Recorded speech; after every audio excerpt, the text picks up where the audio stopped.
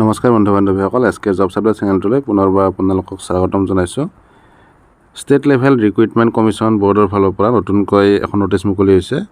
ইয়াতে গ্ৰেড 3ৰ যিসকল কেণ্ডিডেটে কোৱালিফাইড হৈছিলে বা ৰিটাৰ্ণ টেষ্ট পাছ কৰিছিলে সেইসকল বন্ধু বান্ধৱীৰ কাৰণে এইখন নটিচ মুকলি কৰি দিয়া হৈছে। আৰু ইয়াতে কেতিয়া এডমিট কাৰ্ড মুকলি হ'ব, স্কিল টেষ্টত সেইখিনি ইয়াতে উল্লেখ আছে। কম্পিউটাৰ টেষ্ট যিসকল দিম বুলি ভাবি আছে সেইসকলৰ কাৰণে এইটো ভিডিঅ' আপোনালোকে শেষলৈকে চাব। আপোনালোকে চাব যিটো আপোনালোকৰ পাছ কৰিছে ইয়াতে কেটেগৰী 1, কেটেগৰী 2 আৰু কেটেগৰী 3 এনেকৈ ভাগ কৰি দিয়া হৈছে।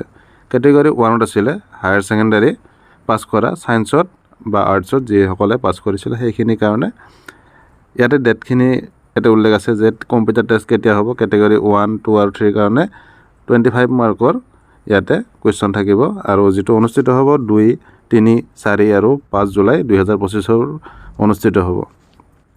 কেটেগৰী 1ত কি দিব বা কেটেগৰী 2ত কি দিব, কেটেগৰী 3ত কি দিব সেইখিনি ইয়াতে উল্লেখ আছে। কেটেগৰী 1 হায়াৰ ছেকেণ্ডাৰী পাছ আৰু কেটেগৰী 2 বেচেলৰ ডিগ্ৰী আৰু কেটেগৰী 3ত আছিলে বেচেলৰ ডিগ্ৰী লগত কম্পিউটাৰ চাৰ্টিফিকেট বা ডিপ্ল'মা থকাখিনিৰ। ইয়াতে স্কিল টেষ্টত যদি আমি চাওঁ কি থাকিব, কেটেগৰী 1, কেটেগৰী 2, কেটেগৰী 3 এনেকৈ ভাগ কৰি দিয়া হৈছে। তো প্ৰথমতে চাব MS ৱৰ্ডত থাকিব, MS এক্সেলত থাকিব, MS এক্সেলত থাকিব আৰু MS পাৱাৰ পইণ্টত থাকিব। কেটেগৰী হিচাপত এইখিনি ভাগ কৰি দিয়া হৈছে। আপোনালোকে চাব কেটেগৰী 1ত কি আছে এইখিনি আপোনালোকে পঢ়ি চাব, লগতে প্ৰেক্টিচ কৰি থাকিব। কেটেগৰী 1ত যদি আমি চাওঁ MS ৱৰ্ডত বেছিকখিনি কি থাকে, ইয়াতে ডকুমেণ্ট ক্ৰিয়েশ্যন থাকিব, বেছিক ফৰ্মেটিং থাকিব, এডিটিং থাকিব আৰু এলাইনমেণ্ট এণ্ড প্ৰিণ্টিং থাকিব। কেটেগৰী 2ত থাকিব document creation, formatting document, table creation and editing থাকিব, এলাইনমেণ্ট আৰু প্ৰিণ্টিং থাকিব।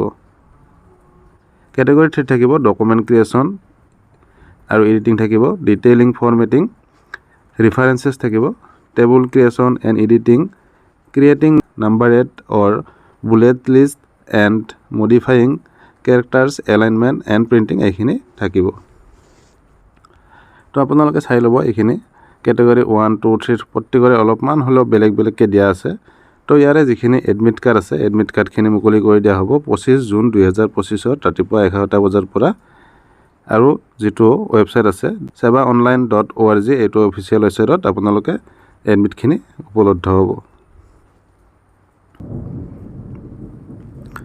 আৰু এখন নটিচ মুকলি হৈছে ষ্টেন'গ্ৰাফি স্কিল টেষ্টৰ কাৰণে।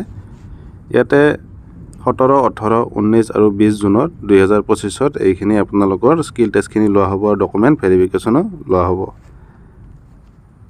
ইয়াৰে এডমিটখিনি 8 জুন 2025 আপোনালোকে ডাউনলোড কৰিব পাৰিব ৰাতিপুৱা 11টা বজাৰ পৰা sevaonline.org এইটো অফিচিয়েল ৱেবছাইটত। তো ইয়াৰে কাৰণেও ডেছক্ৰিপশ্যন আৰু ডিউৰেশ্যনখিনি লিখা আছে। কি আছে, ভইচ টেষ্ট বিফ'ৰ ডিক্টেশ্যন ইয়াতে 2 মিনিট থাকিব, speed test in shorthand at the speed of 80 word per মিনিটত 5 মিনিট এটাত টাইম থাকিব। Time given to the candidate for testing the desktop computer, test কৰাৰ কাৰণে 2 মিনিট সময় দিয়া হ'ব।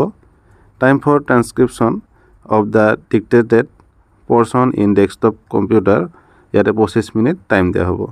টাইম ফৰ প্ৰিণ্টিং ট্ৰান্সক্ৰিপশ্যন ইয়াৰ কাৰণে 15 মিনিট টাইম দিয়া হ'ব, টোটেল 49 মিনিটছ দিয়া হ'ব। এইখিনি সময়ৰ ভিতৰত কৰিব লাগিব। তো ভিডিঅ'টোত ইমানখিনি আছিলে। ভিডিঅ'টো ভাল লাগিলে লাইক কৰিব।